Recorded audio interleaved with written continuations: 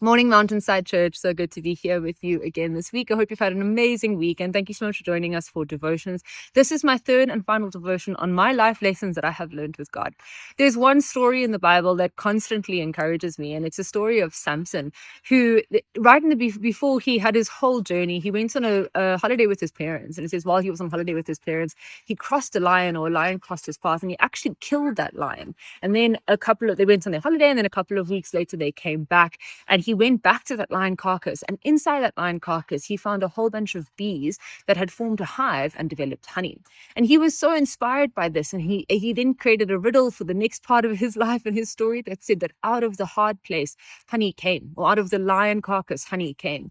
And I remember once I went away with some friends, and I just was so challenged in my own mind about where my life was and the things that I wanted to achieve that I felt like I wasn't achieving. And I remember God invited me to go on a walk with him and to just share and pour out my heart before him and offload the burdens that I had. And immediately in that, I started processing things, and I just was speaking to the Lord about stuff. And I walked away with encouragement from God. I walked away so encouraged in where God has placed my life and where he has called me and the things that I was doing and in my journey with him, purely because I spoke to him.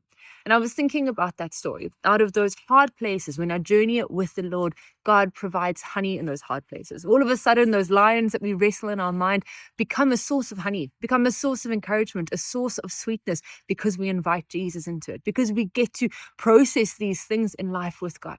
So as you are heading towards the end of the year and thinking about all of the things that you need to achieve and all of the places that you want to be that you aren't, go and process it with the Lord and see how God speaks to you. See how God encourages you, and let those hard places, the minute that you wrestle them with God, let them become a place of honey.